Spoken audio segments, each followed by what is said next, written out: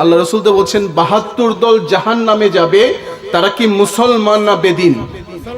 কথা বলেন, মুসলমান না বেদিন? মুসলমান।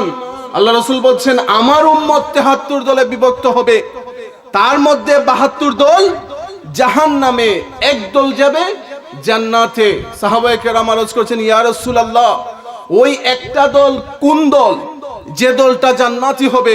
আল্লাহ রাসূল বলছেন ওই একটা দলের সিম্পটম হচ্ছে, লক্ষণ হচ্ছে মা আনা আলাইহি ওয়া আসহাবি, যেই দলের মধ্যে আমি নবী থাকবো আর আমার সাহাবায়ে কেরাম থাকবে, ওই দলটাই জান্নাতি দল। বলুন সুবহানাল্লাহ।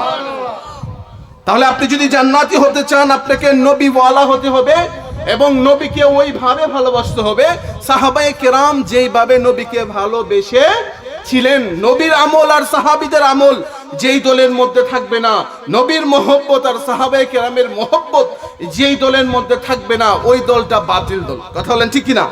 আমরা নবীর দলে আছি না নাই? সাহাবীর দলে আছি না নাই? দুই হাত তুলে বলুন, আছি না নাই?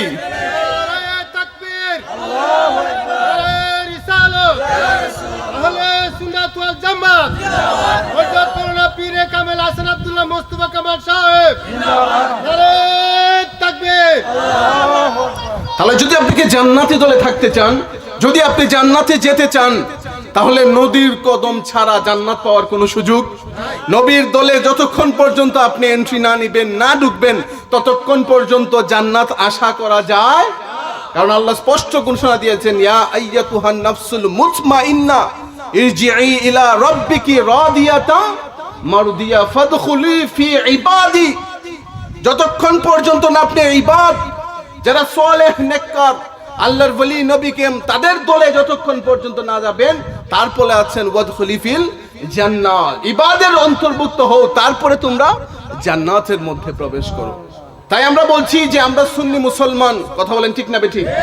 এবং সকল উলামায়ে কেরাম যারা হক্কানি রাব্বানি আমাদের সালফে সালেহিনরা ছিলেন, সবাই একমত যে ওই একটা দল হচ্ছে আহলে সুন্নাত ওয়াল জামাত, যেই দলের মধ্যে নবী আছে, যেই দলের মধ্যে সাহাবায়ে কেরাম আছে, যেই দলের মধ্যে আউলিয়া কেরামের মহব্বত আছে।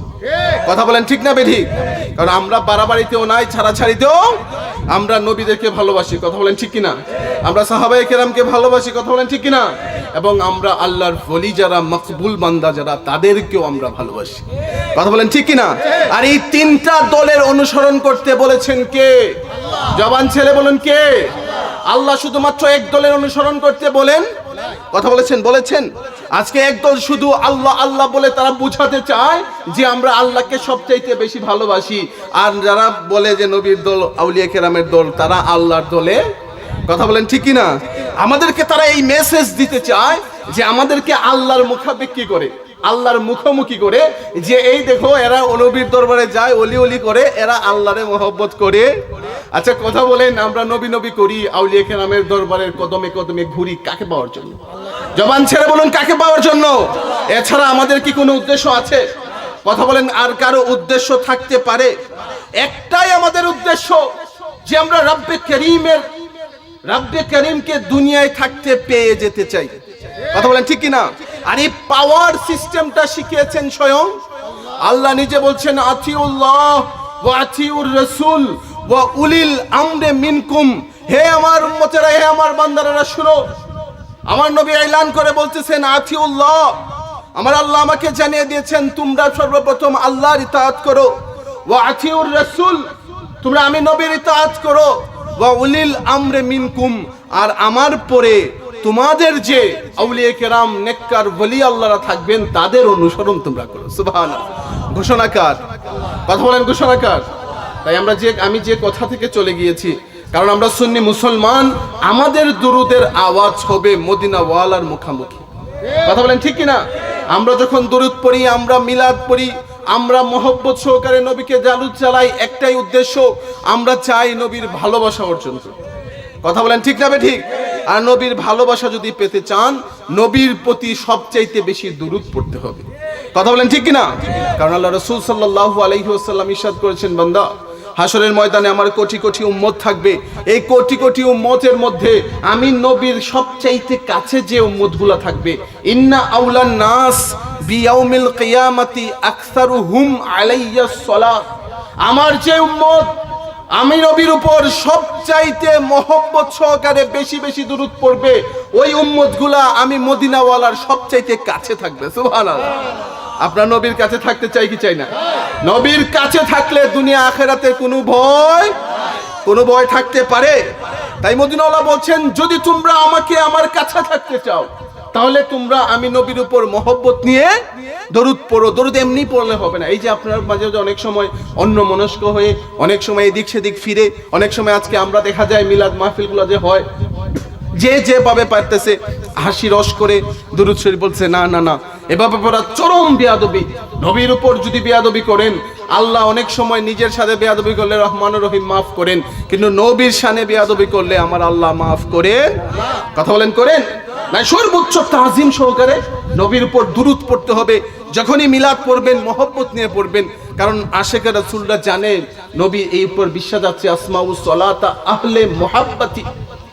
আমার কোন উম্মত যদি আমি নবীর উপর মহব্বত সহকারে দুরূদ পড়ে, ওই দুরূদের আওয়াজটা আমি রাসূল নিজ কানে শুনি। সুবহানাল্লাহ। তাহলে আপনি চান কিনা আপনার আওয়াজ আমার রাসূল শুনুক? কথা বলেন, চান কি চান না? তাহলে হেন তেন ভাবে দুরূদ পড়লে নবী শুনেন? দুরূদ পড়তে হবে মহব্বত নিয়ে, অন্তরটাকে মুতাওয়াজ্জু করে, এমন ভাবে আপনি দুরূদ পড়বেন আশিকে রাসূল বিশ্বাস করে যে আমার নবী মরানা জিন্দা। কথা বলেন, মরানা জিন্দা। আমাদের এই আকীদা আছে না নাই? যদি মরা বিশ্বাস করেন তাহলে আপনার এই দুরূদের কোনো লাভ, কারণ দুরূদের একটাই মর্যাদা যে নবীকে শুনছেন। আর নবী আল্লাহ রাসূল সাল্লাল্লাহু আলাইহি ওয়াসাল্লাম বলছেন, যখন কোনো আশিক আমার উপর দুরূদ পড়বে ইশক নিয়ে, মহব্বত নিয়ে, যদিও সে বাংলার প্রান্ত থেকে মণিপুরে বসে বসেও পড়ে, আমার মদিনাওয়ালা শুনতে পারেন কি পারেন না? কথা বলেন, শুনতে পারেন কি পারেন না? এই ক্ষমতা দিয়েছেন কে? কথা বলেন, দিয়েছেন কে? তাহলে আমরা মহব্বত নিয়ে দুরূদ পড়া দরকার আছে না নাই? তাহলে প্রাণ খুলে জবান ছেড়ে বলুন, আল্লাহুম্মা সাল্লি মাওলানা মুহাম্মদ ওয়া আলা আলি মাওলানা মুহাম্মদ। আল্লাহুম্মা সাল্লি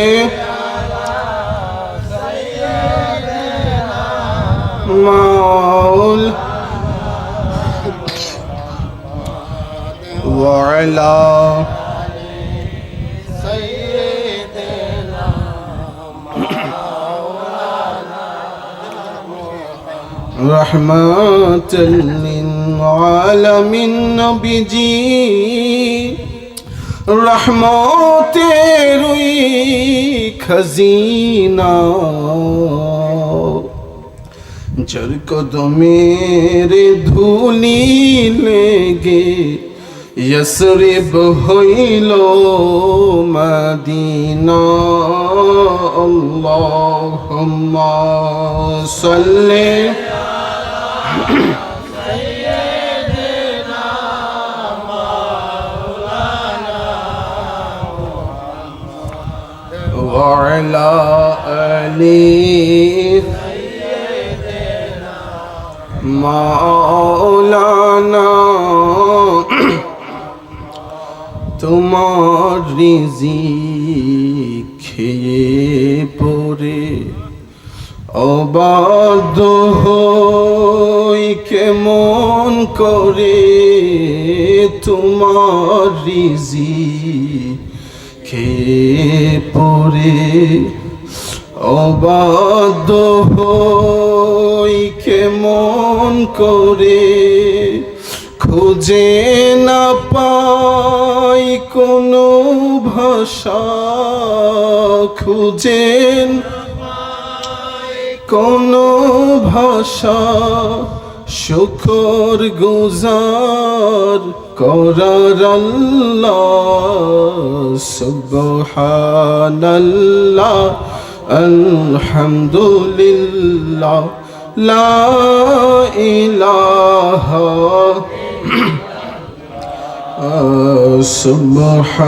সুবহানাল্লাহ লা ইলাহা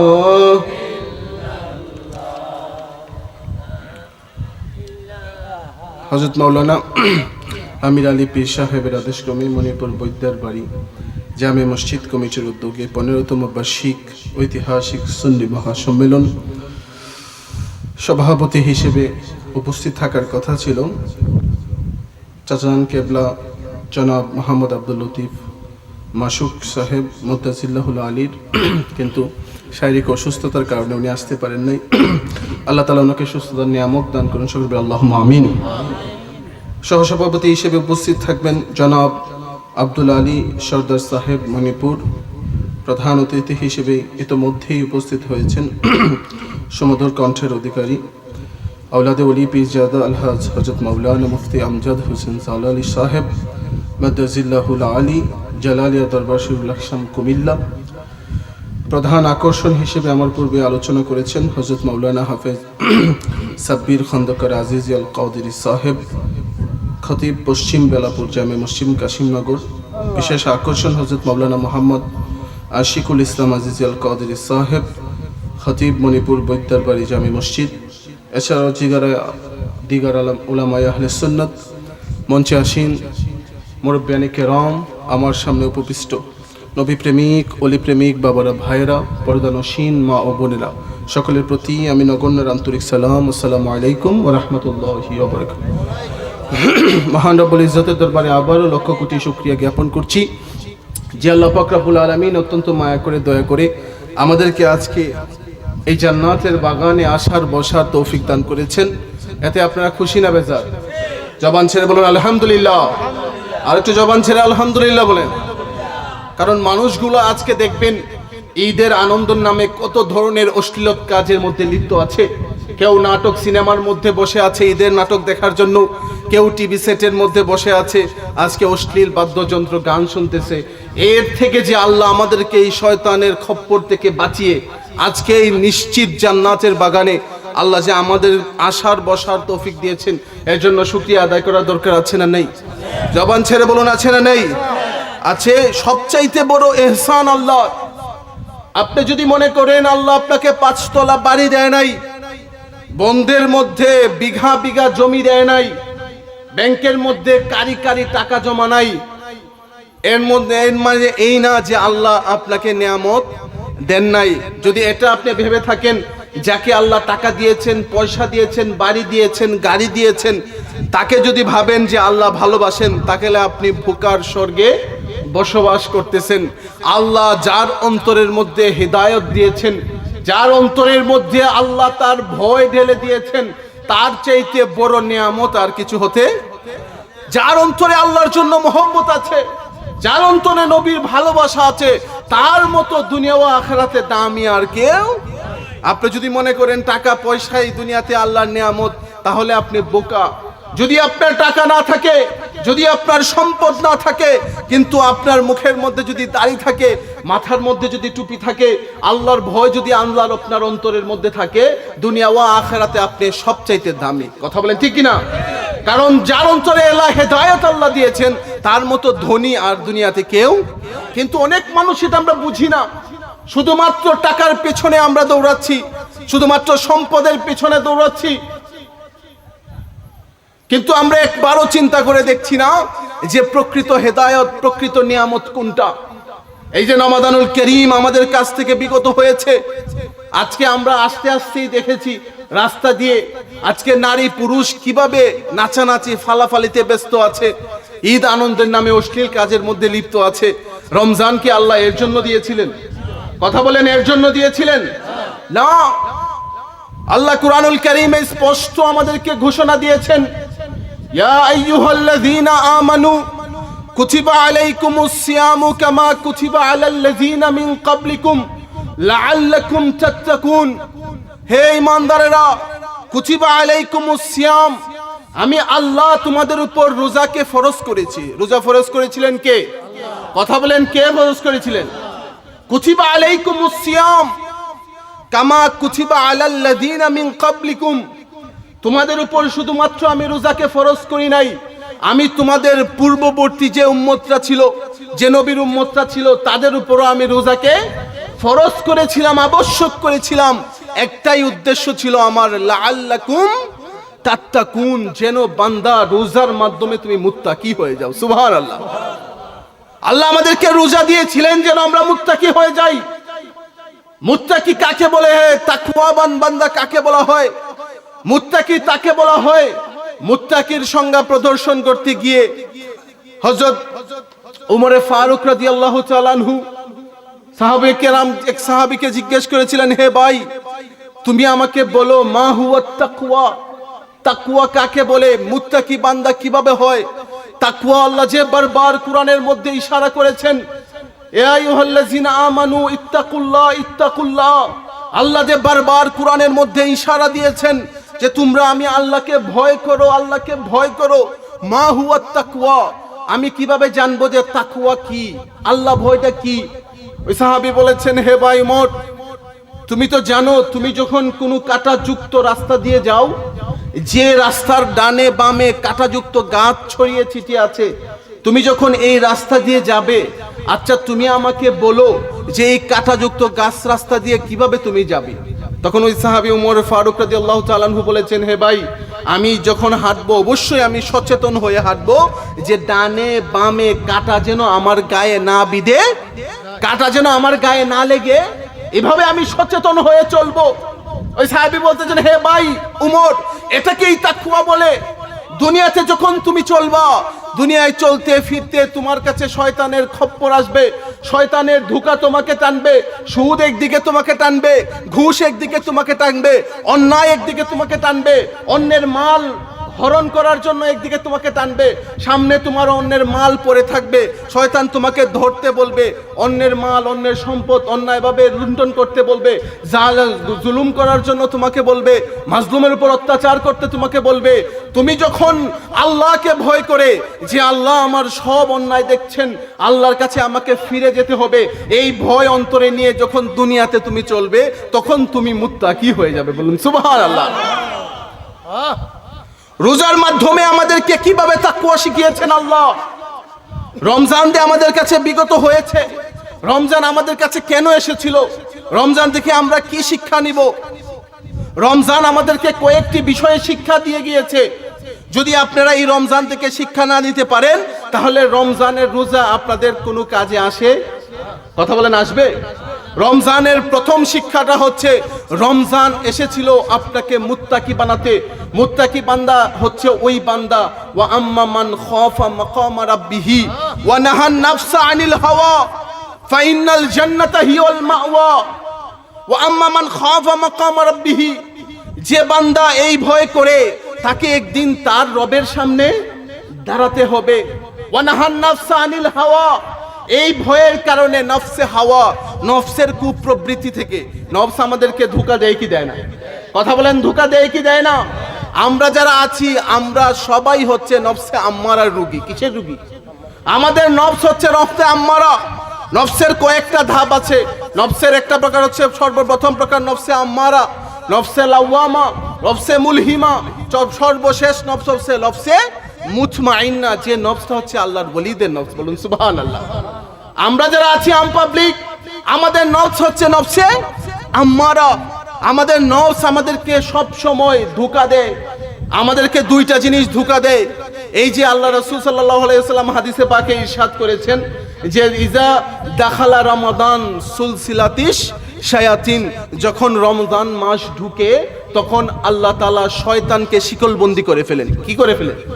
শয়তানের মধ্যে আল্লাহ পায়ের মধ্যে বেড়ি পরিয়ে দেন। শয়তান কোনো মানুষকে আর ধোঁকা দিতে পারে না। আচ্ছা বলেন, রমজান মাসেও আমরা গুনাহ করেছি কি করি নাই? কথা বলেন, রমজান মাসে আমরা গুনাহ করেছি কি করি নাই? রমজান মাসেও মানুষ গুনাহ করে কি করে না? মারামারি করে কি করে না? চুরি ডাকাতি করে কি করে না? অন্যের উপর জুলুম করে কি করে না? এখন বলেন, রমজানে তো আল্লাহ রাসূলের ঘোষণা যে শয়তানকে শিকলবন্দি করে দেওয়া হয়। আপনি বলেন, ওই যে রমজানে গুনাহগুলা মানুষ করেছে, ওই দিন গুনাহ করিয়েছে কে? ওই দিন গুনাহ করিয়েছিল তার নফস। কে করিয়েছিল? এই যে রমজান আপনাকে ধোঁকা দিয়েছে, আপনার নফসে আম্মারা আপনাকে ধোঁকা দিয়েছে।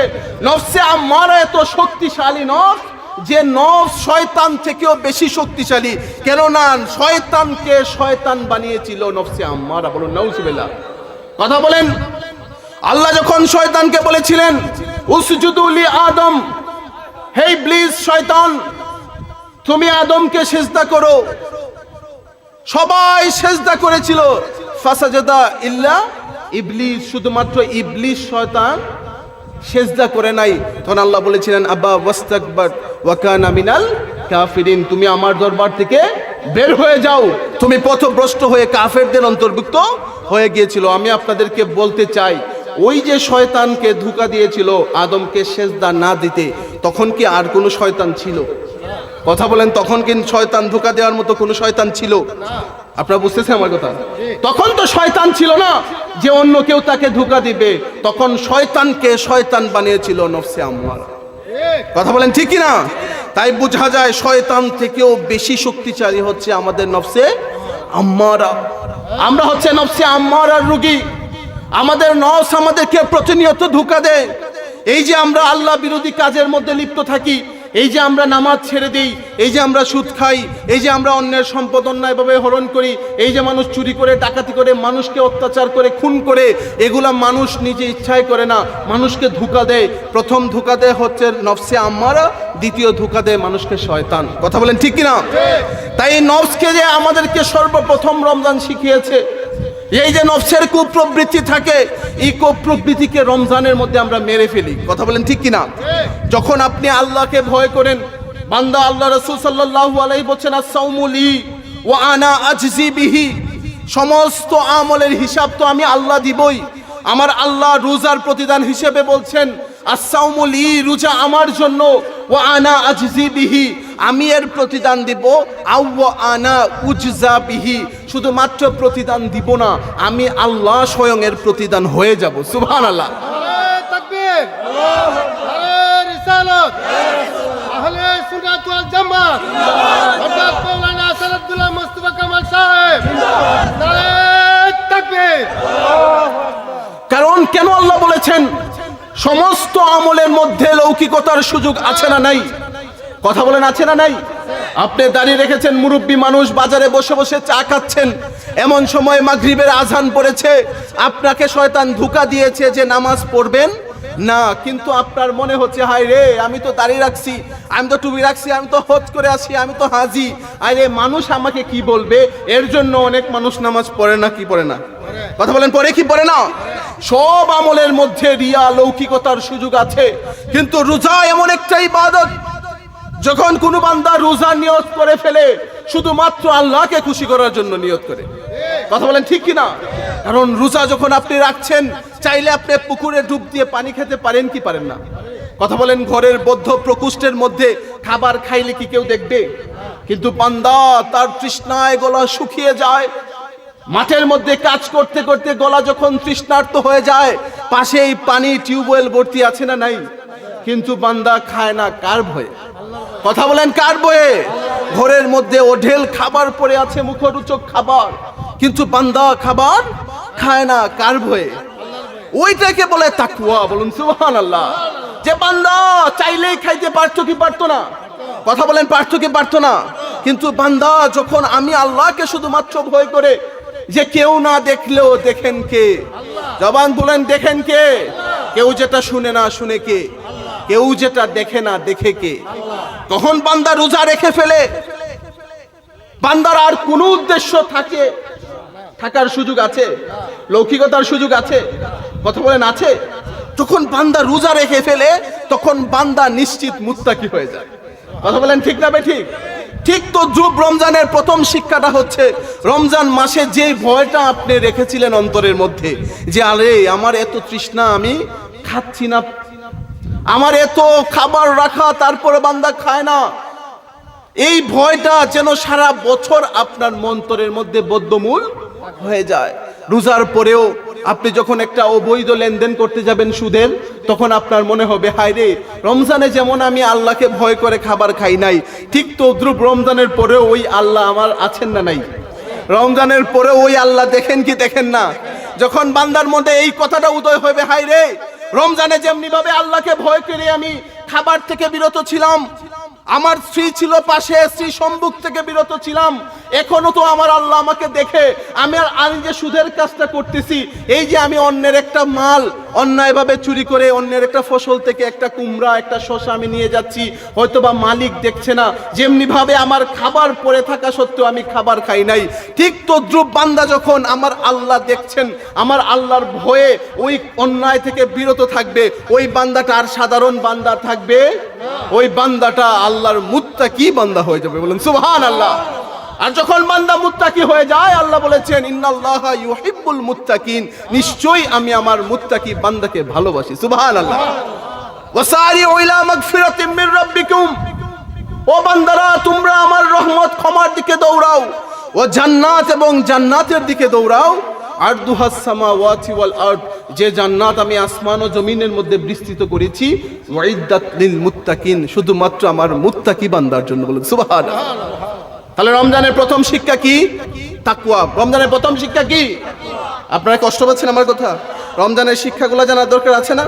নাকি এই যে রমজানের নামে গতানুগতিক মানুষগুলা রমজানের পরে যারা আজকে টুপি খুলে ফেলবেন, রমজানের সময় যেমনি ভাবে নামাজ পড়তেন ওই অনেক মানুষ সেভাবে আর নামাজ পড়ে রমজানে যেমন তার মনে হয় একটা মিথ্যা কথা বলতে গেলে মনে হয় আরে আমি রোজাদার। রমজানের মধ্যে একটা পরিবর্তন আছে না নাই? এই পরিবর্তন হয় মেইন একটা হচ্ছে শয়তানকে আল্লাহ কি করে দেন? বন্দি করে দেন, যার কারণে মানুষ ওয়াসওয়াসা পায়। আল্লাহ দিয়েছেন একটা মাস, বান্দা যখন আমার ভয়ের প্র্যাকটিস করবে। আচ্ছা বলেন, একটা মানুষ যদি 1 মাস কোনো কাজ করতে থাকে, 1 মাস পরে তার হাতটা আরো পাকাপোক্ত হবে না? কথা বলেন, পাকাপোক্ত হবে না? ধরেন আপনারা কেউ মেকানিকের কাজ করেন, সে প্রথম দিন কি সুন্দর করে করতে পারবে? যখন 1 মাস প্র্যাকটিস করবে, যখন একজন ফুটবল খেলে 1 মাস ধরে একটু ভালো খেলবে না? বান্দাকে আল্লাহ দিয়েছেন রমজানে শয়তান বন্ধ করে দিয়ে, আল্লাহ বান্দা আমাদের প্রতি ইহসান করেছেন যে বান্দা আমি তোমার জন্য 1 মাসের জন্য, যেহেতু আমি তোমাকে পরীক্ষা করতে দুনিয়াতে পাঠিয়েছি, তাই তোমাকে আমার এখন পাকাপুক্ত করার দরকার আছে না নাই? আল্লাহ রমজান দিয়েছেন আমাকে একটু পাকাপুক্ত করার জন্য, যে আমি শয়তানকে বন্দি করে দিলাম। তুমি যেমনি ভাবে আমার ভয়ে রমজানের 30টা রোজা রেখেছো, যেমনি ভাবে 5 ওয়াক্ত নামাজ পড়ার জন্য, তারাবির নামাজ পড়ার জন্য তড়িঘড়ি ছিল, বান্দা তোমার মধ্যে যেন এই শিক্ষাটা থেকে যায় যে তুমি আর কারো উদ্দেশ্য দুনিয়াতে চলো নাই, কারো উদ্দেশ্য তুমি রোজা রাখো নাই, আর কাউকে দেখানোর জন্য তুমি নামাজ পড়ো নাই, সব কিছু করেছি কার জন্য? জবান ছেড়ে বলুন, কার জন্য? তাই রমজান আমাদেরকে প্রথম শিক্ষা দিয়ে গেছে, বান্দা তুমি যেমনি ভাবে রমজান মাসে ওডেল পানি থাকা সত্ত্বেও, ওডেল খাবার থাকা সত্ত্বেও, তোমার ঘরের মধ্যে পুণ্যবতী স্ত্রী থাকা সত্ত্বেও, দিনের বেলা যেমনি ভাবে তুমি সব কিছু থেকে আমি আল্লাহকে ভয় করে বিরত থেকেছিলে, ঠিক তদ্রূপ বান্দা তোমার সারাটা জীবনের আমলের মধ্যে সকাল থেকে সন্ধ্যা পর্যন্ত তুমি যে ব্যবসা করো, কাজকাম করো, লেনদেন করো, সব কাজের মধ্যে যখন তোমার এই আখলাকটা চলে আসবে যে আমি ভয় করি কাকে, সব সময় আমাকে দেখেন কে, এই ভয় যদি কারো ভেতরে একবার ঢুকে যায়, ওই বান্দা কি আর গুনাহ করতে, কথা বলেন, পারবে? গুনাহ করার কোনো সুযোগ আছে? কোনো সুযোগ থাকে না। আপনি বলেন, কোন মানুষ যখন সুদের লেনদেন করার নিয়ত করে, তার ভিতরে যদি এই ভয়টা উদয় হয়ে যায়, হায় রে আমি যে সুদ খাইছি, আল্লাহ যে কোরআনে বলেছেন সুদ খাইলে আল্লাহ রাসূলের সাথে যুদ্ধ ঘোষণা করা হয়, আল্লাহ রাসূল হাদিসে বলেছেন সুদের 70টা গুনাহের মধ্যে সর্বনিম্ন গুনাহ হচ্ছে মায়ের সাথে জিনা করা। নাউজুবিল্লাহ বলেন না? এই যে কঠিন এক জঘন্য একটা অপরাধের কথা বলছি, ওই বান্দার মনে যখন উদয় হয়ে যাবে, ওই বান্দা কি কোনোদিন আর সুদ খাইতে পারবে? যখন বান্দা হাইয়া আলাস সালাহ বলে ডাক দিবে মসজিদের মুয়াজ্জিন, যখন তার মনে উদয় হবে হায় রে রমজান মাসে যেমনি ভাবে আমি তড়িঘড়ি করে নামাজে জামাতে শরীক হওয়ার জন্য বাজারে গিয়েছি, নামাজে রমজানে মুসল্লি কম থাকে না বেশি থাকে? কথা বলেন, বেশি কম থাকে না বেশি থাকে? আপনি আজকেই দেখবেন আপনাদের স্টেশন মসজিদে জোহরের নামাজ পড়তে যত মুসল্লি পাইছেন, আজকে এই মুসল্লি ছিল? কথা বলেন, ছিল না? কিন্তু তাহলে তুমি মুত্তাকি হতে পারো? রমজানে তুমি যেমনি ভাবে নামাজের জন্য তড়িঘড়ি ছিল, রমজান মাসে তোমার যেভাবে আমলের প্রতি একটা আবেগ ছিল, ওই আবেগটা তুমি সারা মাস যদি ধরতে পারো, নিশ্চিত থেকে যান আপনি মুত্তাকি হয়ে গিয়েছেন। কথা বলেন ঠিক কিনা? আর মুত্তাকির পরিচয় যখন আপনার মধ্যে চলে আসবে, আপনি জানবেন যে নিশ্চিত আমার আল্লাহ আমাকে ভালোবাসতে শুরু করে দিয়েছে। আল্লাহর ভালোবাসা পাওয়ার দরকার আছে না নাই? কথা বলেন, আছে না নাই? 2 নাম্বার শিক্ষা হচ্ছে রমজানের সবর। কি শিক্ষা? সবর, ধৈর্য। ধৈর্যের মতো শক্তিশালী আর কোনো জিনিস নেই। আল্লাহ দুনিয়াতে বান্দাকে পাঠিয়েছেন দুইটা কাজের জন্য। একটা কাজ হচ্ছে আল্লাহ বান্দাকে পাঠিয়েছেন ইবাদত করার জন্য, আর একটা কাজ হচ্ছে আল্লাহ বান্দাকে পাঠিয়েছেন ধৈর্য ধরার জন্য। কি ধরার জন্য? ধৈর্যশীল হওয়ার জন্য। দুনিয়াতে যত নবী আল্লাহ পাঠিয়েছেন, যত আল্লাহর ওলি আল্লাহ দুনিয়াতে পাঠিয়েছেন, সবাই ধৈর্যশীল ছিলেন। কথা বলেন ঠিক কিনা? আর আপনি যদি ধৈর্যশীল না হন, আল্লাহ কোরআনে স্পষ্ট বলে দিয়েছেন, বান্দা ওয়ালা নাবলু ওয়ান্নাকুম বিশাইয়্যিম মিনাল খাউফ ওয়াল জু ওয়া নাকসিম মিনাল আমওয়ালি ওয়াল আনফুসি ওয়াস সামারাত ওয়া বাশশিরিস সাবিরিন। বান্দা, আমি তোমার জান নিয়ে, তোমার মাল ধ্বংস করে তোমাকে আমি নিশ্চিত পরীক্ষা করব। জেনে রাখো, আমি বান্দা তোমাকে যখন পরীক্ষা করা শুরু করব, ওই পরীক্ষার সময় তুমি যদি আমি আল্লাহর উপর সন্তুষ্ট থাকতে পারো, তুমি যদি ধৈর্যশীল হতে পারো, তাহলে নিশ্চিত জেনে রাখো ওয়াবাশশিরিস সাবিরিন, তোমার জন্যই রয়েছে আমি আল্লাহর পক্ষ থেকে সুসংবাদ। বলুন সুবহানাল্লাহ। ধৈর্যের সবচাইতে বড় সুসংবাদ হচ্ছে ইন্নাল্লাহা মাআস সাবিরিন। আমার আল্লাহ উপর আয়াতে বলছেন, আমি আল্লাহ নিশ্চিত ধৈর্যশীলদের সাথে থাকি। বলুন সুবহানাল্লাহ। আল্লাহ আপনার সাথে থাকুক, চান কি চান না? কথা বলেন, চান কি চান না? তাহলে আমরা, আপনার যখন পরীক্ষা আসবে, আপনি এত কষ্ট করে ধান রোপণ করেছেন, কিন্তু ধানটা দেখবেন নষ্ট হয়ে গিয়েছে, কিন্তু আপনি যদি অধৈর্য বলেন, আল্লাহ সবার ক্ষেত্রে দান হইলে খালি আমারই দেখছুন, তাহলে আপনি ধৈর্যশীল বান্দা হতে পারেন। আপনার একটা শিশু সন্তান অসুস্থ হয়েছে, আপনি যদি বিরক্ত হয়ে বলেন, আল্লাহ আমারই খালি দেখে, আমার ফুলাটাই অসুস্থ, আপনার ছেলে বিদেশে গিয়েছে, একটু বিপদে আছে, আপনার কিছু টাকা চুরি হয়ে গিয়েছে, মাল নষ্ট হয়ে গিয়েছে, আপনার শারীরিক অসুস্থতা হয়েছে, আল্লাহ আপনাকে বুঝবেন, আল্লাহ পরীক্ষা করতেছেন। বান্দা যদি ওই সময় আল্লাহর উপর রাজি থেকে যায়, যদি ওই সময় আল্লাহর প্রতি সন্তুষ্ট থেকে যায় যে আল্লাহ তুমি আমাকে পাঠিয়েছো পরীক্ষা করার জন্য, তুমি আমাকে ধৈর্যশীল বানাও। আমার রাসূল আপনাকে শিক্ষা দিচ্ছেন। আল্লাহ রাসূল যখন দোয়া করতেন, সব সময় দোয়া করতেন, আল্লাহুম্মা জাআলনি সবুরা, ও আল্লাহ তুমি আমাকে ধৈর্যশীল বানাও। সুবহানাল্লাহ। ওয়াজআলনি শাকুরা, ও আল্লাহ তুমি আমাকে শুকরগুজার বানাও। ওয়াজআলনি আইনি সগীরা, ও আল্লাহ আমার চোখে আমাকে ছোট বানাও। ওফি আয়ুনিন নাসি কাবীরা, ও আল্লাহ তুমি আমাকে মানুষের চোখে বড় বানাও। সুবহানাল্লাহ। আপনিও সব সময় দোয়া করবেন, আল্লাহ আপনি আমাকে ধৈর্যশীল বানান, আল্লাহ আপনি আমাকে শুকরগুজার বানান। কিন্তু আজকে আমরা শুকরিয়া আদায়, কথা বলেন, আমরা কি আল্লাহর শুকরিয়া আদায় করি? আমরা দিনে দিনে না শুকুর বান্দার অন্তর্ভুক্ত হচ্ছি। কথা বলেন ঠিক না বেঠিক? আপনি দেখবেন আগামী 20 বছর 30 বছর আগের মানুষের জীবনগুলা দেখেন, মানুষগুলা 5-3 বেলা ভাত খেতে, কথা বলেন, মানুষ 3 বেলা ভাত খেতে পারতো? মানুষের ঘরের মধ্যে চাল ছিল না, মানুষ শুধুমাত্র লবণ মরিচ দিয়ে ভাত খেয়েছে। এই মুরব্বীরা, বাবারা, আপনারা দেখছেন না, এমন অনেক মুরব্বী আছেন, ওনারা হয়তো দেখেন 3 বেলা ভালো করে পেট পুরে ভাত খেতে। আচ্ছা বলেন, এখন কি এই যুগের আছে? কথা বলে, আমার সামনে এমন কোনো মানুষ আছেন যে 3 বেলা ভাত আপনি খান নাই? এমন কোনো মানুষ আছেন? না, এমন কোনো মানুষ আমার সামনে নাই। তাহলে আল্লাহ আমাদেরকে নিয়ামত কমাইছেন না বাড়াইছেন? কথা বলে, নিয়ামত বাড়িয়ে দিয়েছেন না কমিয়ে দিয়েছেন? বাড়াই দিয়েছেন। কিন্তু আমরা আল্লাহর গুলামি কমাইছি না বাড়াইছি? কথা বলেন, কমাইছি না বাড়াইছি? আমরা আল্লাহর গুলামি কমিয়ে দিয়েছি, কিন্তু আল্লাহ রহমানুর রহিম হিসেবে, রহমাতুল লিল আলামিনের খাতিরে আমাদেরকে নিয়ামত বাড়িয়ে দিয়েছেন। আগের মানুষ বেশি ইমানদার না এখনের মানুষ ইমানদার? কথা বলেন, আগের মানুষ না এখনের মানুষ? আপনি দেখেন, আগের যারা প্রবীণ মুরব্বী ছিল, ক্ষেত বিক্রি করে দিয়েছে, কোনো দলিলের প্রয়োজন, কথা বলেন, দলিলের প্রয়োজন ছিল? কিন্তু আজকে বাবাই বিক্রি করছে, ছেলে গিয়ে কোর্টে মামলা করে মিথ্যা। কথা বলেন ঠিক না বেঠিক? এর একটাই কারণ, আজকে আমরা না শুকুর বান্দা হয়ে গিয়েছি। কথা বলেন ঠিক না বেঠিক? আজকে আমরা শুকরিয়া আদায় করতে ছেড়ে দিয়েছি, আমরা আল্লাহর শুকুর গুজার বান্দা থেকে না শুকুর বান্দাতে হয়েছি। তার জন্য আমাদের উপর আযাব আসার সম্ভাবনা কম না বেশি? কথা বলেন, কম না বেশি? আজকে দেখবেন ভূমিকম্প দেশে বেড়ে যাচ্ছে, এর একটাই কারণ, মানুষ যখন বেশি বেশি গুনাহের মধ্যে লিপ্ত হবে, আল্লাহর শুকরিয়া আদায় করা ছেড়ে দিবে, তখন বান্দার উপর আল্লাহর পক্ষ থেকে কি চলে আসবে? আযাব চলে আসবে।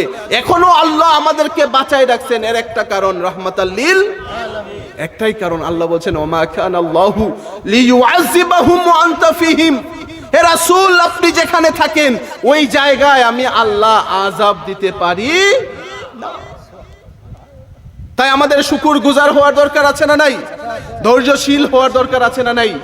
তাই রমজান আমাকে শিখিয়েছে ধৈর্যশীল হওয়ার জন্য।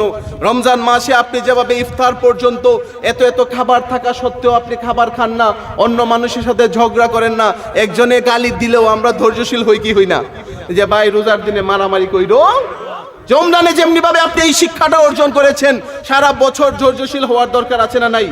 সারা বছর যখন আপনি এই রমজানের শিক্ষাটা আপনার জীবনে বাস্তবায়ন করবেন, নিশ্চিত আপনি আল্লাহর মুত্তাকি বান্দা হয়ে যাবেন। কথা বলেন ঠিক না ঠিক?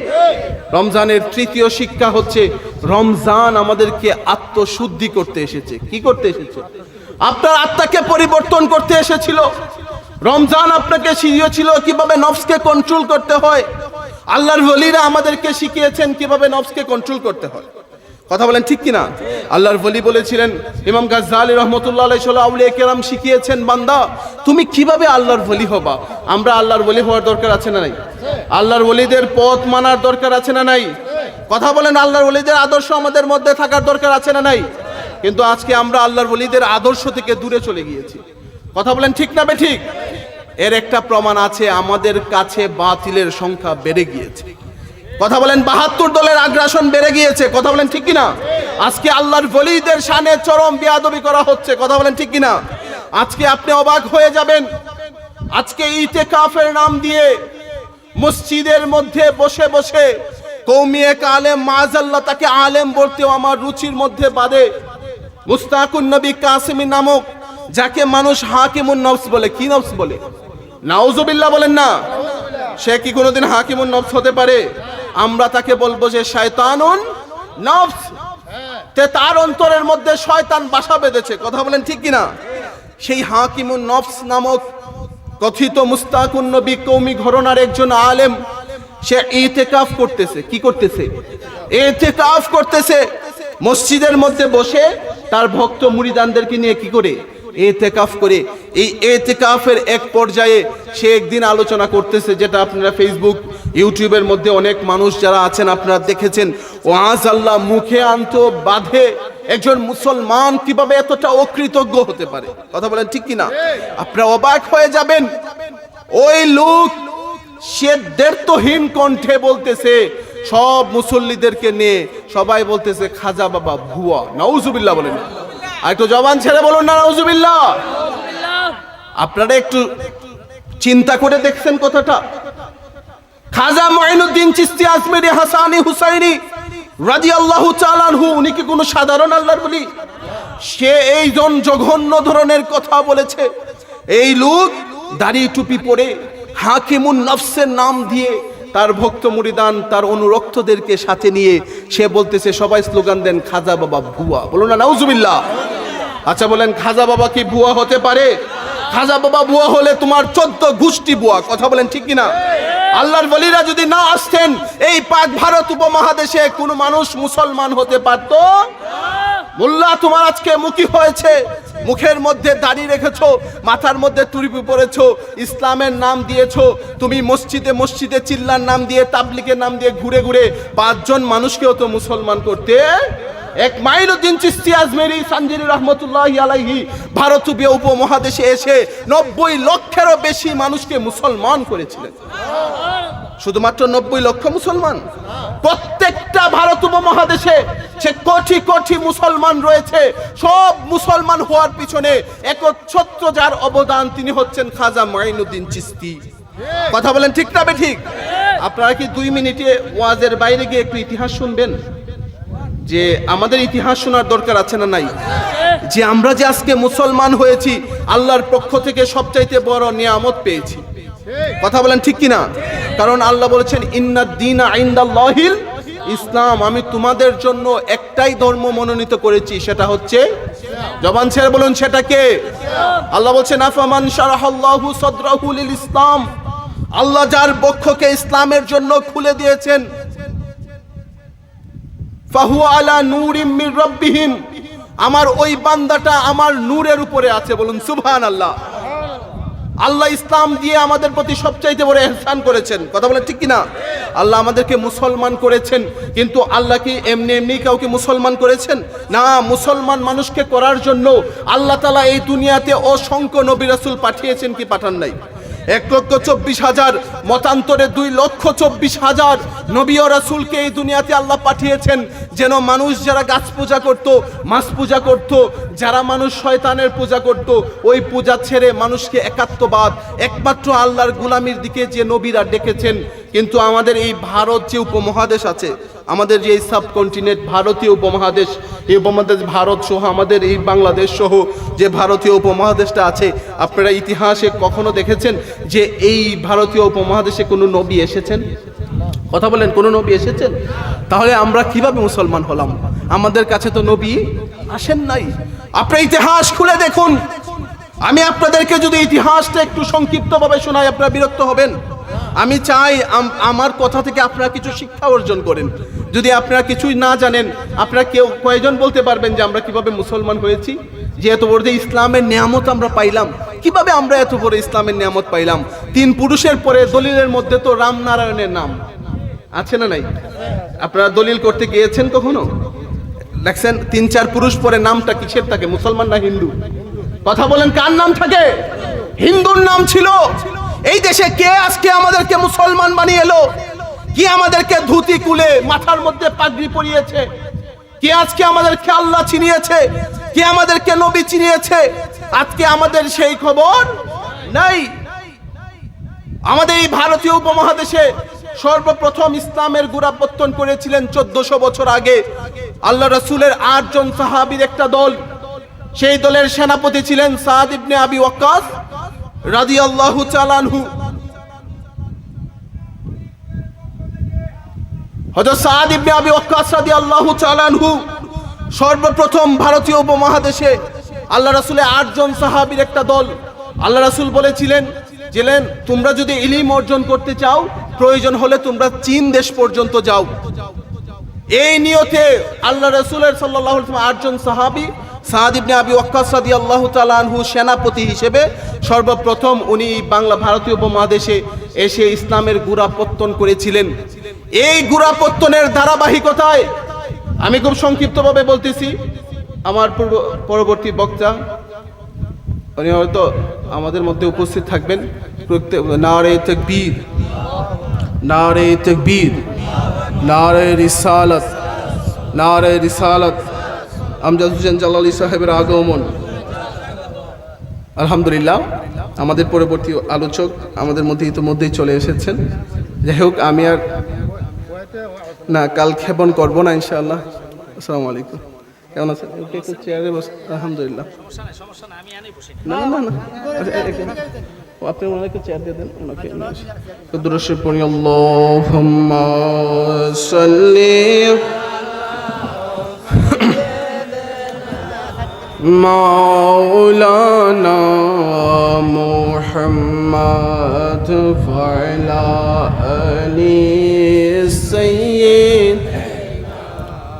কেমন আছেন? জি, দোয়া করেন ইনশাআল্লাহ।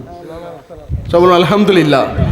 তাই আমি যে ইতিহাসটা বলতেছিলাম একটু বলে আমি শেষ করে দিব। জানার দরকার আছে না নাই? কারণ আজকে দেখা যাচ্ছে যাদের কারণে আমরা মুসলমান হয়েছি সেই ইতিহাসটা মানুষের জানা নাই, যার জন্য আজকে মানুষগুলা মিসগাইডেড হচ্ছে, পথভ্রষ্ট হয়ে যাচ্ছে। সঠিক যে দল আউলিয়া কেরামের দল থেকে আজকে পরবর্তী প্রজন্মরা মিসগাইডেড হচ্ছে। কথা বলেন ঠিক কিনা? তাদেরকে ভুল বোঝানো হচ্ছে, তাদের কাছে ভুল মেসেজটা দেওয়া হচ্ছে। কি মেসেজ দেওয়া হচ্ছে? আমরা সঠিক মেসেজটা পাচ্ছি না। সাদ ইবনে আবি ওয়াক্কাস রাদিয়াল্লাহু তাআলা আনহুর নেতৃত্বে সর্বপ্রথম ভারতীয় উপমহাদেশে একটি দল এসে ইসলামের গোড়াপত্তন করেছিল সেই 1400 বছর আগে। তার পরবর্তীতে অসংখ্য আউলিয়া কেরাম এই ভারত ভূমির মধ্যে এসেছেন। আমি খুব সংক্ষিপ্তভাবে বলে দিচ্ছি। আনুষ্ঠানিকভাবে এই ভারতীয় উপমহাদেশে আফগানিস্তানের সুলতান মোহাম্মদ গজনবী রহমতুল্লাহি আলাইহি 17 বার এই ভারতীয় উপমহাদেশের মধ্যে ইসলাম প্রচারের জন্য পৃথ্বীরাজের সাথে যুদ্ধ করেছিলেন, কিন্তু আনুষ্ঠানিকভাবে তিনি কোনোভাবেই সফল হতে পারেন নাই। উনি ব্যর্থ হয়েছেন। পরবর্তীতে 1191 খ্রিস্টাব্দে উনার পরবর্তী উত্তরসূরি শিহাবুদ্দিন মোহাম্মদ ঘুরি, উনি ভারতীয় উপমহাদেশে পৃথ্বীরায়ের বিরুদ্ধে যুদ্ধ করেছিলেন এবং ব্যর্থ হয়েছিলেন, ফিরে গিয়েছিলেন। তখন খাজা মাইনুদ্দিন চিশতি আজমেরি রাদিয়াল্লাহু তাআলা আনহু হজ করার জন্য মক্কাতুল মুকাররমা থেকে যখন মদিনা মুনাওয়ারাতে ওনার পীর ও মুর্শিদ উসমান হারওয়ানি রাদিয়াল্লাহু তাআলা আনহুর সাথে এসেছিলেন, যখন আল্লাহ রাসূলের রওজা পাকের কাছে এসে আসসালাতু ওয়াসসালামু আলাইকা ইয়া রাসূলুল্লাহ বলে ডাক দিয়েছিলেন, তখন আল্লাহ রাসূল সাল্লাল্লাহু আলাইহি ওয়াসাল্লাম দরবার থেকে আওয়াজ এসেছিল ইয়া কুতুবাল আকতাব, বলুন সুবহানাল্লাহ। তখন আল্লাহ রাসূল ওনাকে বলে দিয়েছিলেন ইন্নী জাইলুকা ফি সুলতানাল ইন্দ, হে যে খাজা মঈনুদ্দিন, আমি তোমাকে হিন্দুস্তানের রাজা হিসেবে ঘোষণা করছি, সুবহানাল্লাহ। পরবর্তীতে উনি আল্লাহ রাসূলের ইশারা পেয়ে ভারতীয় উপমহাদেশে উনার একটা দল নিয়ে উনি আগমন করেন।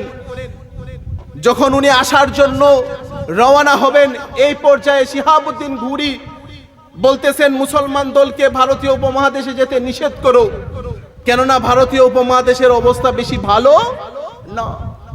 তখন উনি বলেছিলেন হে শিহাবুদ্দিন ঘুরি, তুমি তো তোর বাড়ির জুড়ে গিয়েছো ভারতীয় উপমহাদেশের মধ্যে ইসলাম কায়েম করতে, আমি আল্লাহর জুড়ে আমার রাসূলের ইশারায় যাচ্ছি কায়েম করতে, বলুন সুবহানাল্লাহ। তুমি ব্যর্থ হয়েছো, কিন্তু আমি খাজা মঈনুদ্দিন ইনশাআল্লাহ ব্যর্থ হব। তখন উনি দিল্লিতে প্রথমে আগমন করেছেন, অসংখ্য মানুষকে সেখানে মুসলমান করেছেন, এবং সেখানে ওনার অন্যতম খলিফা বখতিয়ার কাকি রহমতুল্লাহি আলাইহিকে এখানের দায়িত্বে রেখে উনি আজমিরে আল্লাহ রাসূলের যে ইশারার স্থান আজমিরের শরীফের মধ্যে চলে গিয়েছেন। সেখানে খাজা মঈনুদ্দিন চিশতি আজমিরি পৃথ্বীরায়ের সাথে সাময়িক যুদ্ধ করে শিহাবুদ্দিন মোহাম্মদ ঘুরিকে স্বপ্নে দেখিয়েছেন, হে শিহাবুদ্দিন, গত বছর তো তুমি এখানে যুদ্ধ করে ব্যর্থ হয়েছিলে, আমি তোমাকে হুকুম দিচ্ছি তুমি এবছর এসে পৃথ্বীরায়ের সাথে যুদ্ধ করো, ইনশাআল্লাহ তুমি এবছর বিজিত হবে, সুবহানাল্লাহ। পরের বছর 1192 খ্রিস্টাব্দে তরাইনের মধ্যে শিহাবুদ্দিন ঘুরি পৃথ্বীরাজের সাথে যুদ্ধে লিপ্ত হন, এবং খাজা মঈনুদ্দিন চিশতির ইশারায় আল্লাহর রহমতে তিনি বিজিত হয়েছিলেন, সুবহানাল্লাহ। এর পরবর্তীতে শিহাবুদ্দিন ঘুরি যখন ভারত উপমহাদেশে খুঁজতেছেন, হায় রে এই আজমিরের মধ্যে কি আছে, আমাকে ইশারা দিয়েছিল, খুঁজতে খুঁজতে একটা পর্যায়ে উনি দেখেন খাজা মঈনুদ্দিন চিশতির চেহারা, হায় রে উনিই তো আমাকে ইশারা দিয়েছিলেন সেখানে যাওয়ার জন্য, সুবহানাল্লাহ। তখন উনি পৃথ্বীরায় খাজা মঈনুদ্দিন চিশতি আজমিরির কদমের মধ্যে উনি যখন শিহাবুদ্দিন ঘুরি লুটিয়ে পড়লেন, ওই সময় খাজা মঈনুদ্দিন বললেন তুমি ইসলামের হুকুম কায়েম করো, আমি তরিকতের খেদমতের মধ্যে ইসলামের খেদমত করবো, সুবহানাল্লাহ। এই খাজা মঈনুদ্দিনের অবদানে এই ভারতীয় উপমহাদেশ, অনেক বিস্তারিত ঘটনা, আমি সেখানে যাব না যেহেতু পরবর্তী আলোচকও চলে এসেছেন। এভাবেই আজকে আমরা ইসলামের সুমানের মধ্যে পেয়েছিলাম, কিন্তু আজকে আমাদেরকে আউলিয়া কেরামের মহব্বত থেকে দূরে নিতে নিতে এমন একটা পর্যায়ে চলে এসেছে যে আউলিয়া কেরামের বিরুদ্ধে বলে তো তা না, তারা আউলিয়া কেরামের সাথে সরাসরি বেয়াদবি করে, কথা বলেন ঠিক কিনা? তো যে লোক খাজা মঈনুদ্দিন চিশতি আজমিরি রাদিয়াল্লাহু তাআলাকে ভুয়া বলেছে, আমরা তাদেরকে ধৈর্যহীন কণ্ঠে তাদের প্রতিবাদ করতে চাই যে যে ব্যক্তি খাজা মঈনুদ্দিনকে ভুয়া বলবে সে প্রকৃতপক্ষে সে নিজেই ভুয়া, কথা বলেন ঠিক কিনা? তার অনুসারীরাও ভুয়া, কথা বলেন ঠিক কিনা? কারণ আল্লাহর ওলিরা আল্লাহ আমাদেরকে ইসলাম দিয়েছেন, আল্লাহর ওলিদের এই অক্লান্ত পরিশ্রমের মধ্যে আমরা ইসলাম পেয়েছি, কথা বলেন ঠিক কিনা? আপনাদের এই গ্রামের মধ্যে হযরত আমির আলী রাদিয়াল্লাহু তাআলা আনহু আগমন ঘটার কারণে এই মসজিদটা নির্মিত হয়েছে, কথা বলেন ঠিক না ঠিক? এই যে আজকে জান্নাতের বাগান সাজিয়েছেন, আপনারা লিখেও দিয়েছিলেন আমির আলী রাহমাতুল্লাহি আলাইহির নির্দেশ কবে, কথা বলেন ঠিক কিনা? না হলে কি আমরা এই জান্নাতের বাগান পেতাম? এই মসজিদটাকে আপনারা পেতেন হয়তো পরবর্তী, কারণ আউলিয়া কেরাম আপনাদেরকে এসেছেন একটাই মেসেজ দেওয়ার জন্য, শুধুমাত্র আল্লাহকে চেনানোর জন্য, কথা বলেন ঠিক কিনা? আর আজকে পরবর্তীরা যারা আলেম নামক এই 72 দলটা আমাদেরকে আউলিয়া কেরামের সুহবত থেকে আল্লাহর নবীর মহব্বত থেকে দূরে সরাতে চায়, কারণ তারা জানে একমাত্র ওলি আল্লাহর পথ থেকে মানুষকে দূরে সরাতে পারলে, নবীর মহব্বত থেকে দূরে রাখতে পারলেই ওই মানুষটা আর মুসলমান থাকতে পারবে, কথা বলেন ঠিক কিনা? তো আমরা আউলিয়া কেরামের পথে থাকতে চাই কি চাই না? আউলিয়া কেরামের মহব্বত অন্তরে রাখতে চাই কি চাই না? ওনাদের আদর্শ রাখতে চাই কি চাই না? তো সর্বশেষ আমি যে কথা বলে বক্তব্য আমি শুরু করেছিলাম যে রমজান আমাদেরকে চলে গেছে সারা জীবনের জন্য আমরা বিদায় করে দেওয়ার জন্য না, রমজান আমাদেরকে শিক্ষা দেওয়ার জন্য এসেছিল, আমাদের জীবনকে পরিবর্তন করার জন্য এসেছিল। যদি রমজান চলে যাওয়ার পরে আপনি টুপি পাঞ্জাবি জায়নামাজ তুলে রাখেন, তাহলে আপনি প্রকৃতপক্ষে রমজানের শিক্ষা আপনার মধ্যে নাই। রমজানে যেমনিভাবে মাথায় টুপি দিয়ে নামাজি হয়েছিলেন, যেভাবে রোজা রেখেছিলেন, সেভাবেই মুত্তাকি হতে হবে, আল্লাহকে সারা বছর ভয় করতে হবে, ধৈর্যশীল হতে হবে, আত্মশুদ্ধি অর্জন করতে হবে। সবচাইতে বড় হচ্ছে রমজানের ক্ষমা। রমজান এসেছিল আমাদেরকে ক্ষমা করে, আল্লাহ ক্ষমা করার জন্য, কি করার জন্য? ক্ষমা করে দেওয়ার জন্য। একটা হাদিসের চর্চা করে আমি শেষ করে দিচ্ছি আমার আলোচনাটা। আল্লাহ রাসূল সাল্লাল্লাহু আলাইহি ওয়াসাল্লাম ইরশাদ করেছেন, রাগিমা আনফু রাজুলিন যুকিরতু ইনদাহু ফালাম ইউসাল্লি আলাইয়া। ওই ব্যক্তি নাক ধূলিসাৎ হোক, ওই ব্যক্তি ধ্বংস হোক, যার সামনে আমার নবীর নাম উচ্চারিত হয়েছে কিন্তু সে আমার উপর দুরূদ পড়ে, ওই ব্যক্তি কি হোক? ধ্বংস হোক। আল্লাহ রাসূল ও রাগিমা আনফু রাজুলিন, তার নাকও ধূলিসাৎ হোক, সেও ধ্বংস হোক। দাখালা আলাইহি রমাদান মান সালাকা আইয়ুগফারা লাহু, কিন্তু রমজান চলে গেল কিন্তু সে নিজের গুনাহ মাফ করাতে পারলো না। আমরা জানি না যে রমজান পেয়ে আমরা গুনাহগুলো মাফ করতে পেরেছি কিনা। সর্বশেষ আল্লাহ রাসূল বলেছেন, ওয়া রাগিমা আনফু রাজুলুন আদরাকা ইনদাহু আবাওয়াহুল কিবার ফালাম ইউদখিলুহুল জান্নাহ। ওই ব্যক্তিও ধূলিসাৎ হোক, তার নাকও ধ্বংস হোক, যার সামনে আবাওয়াহুল কিবার, তার বাবা মা বৃদ্ধ হয়েছে, ফালাম ইউদখিলহুল জান্নাহ, কিন্তু সে জান্নাতে প্রবেশ করতে পারে নাই। আল্লাহ রাসূল কি স্পষ্ট বলেছেন যে সে জান্নাতে ঢুকতে পারে নাই, মানে কি?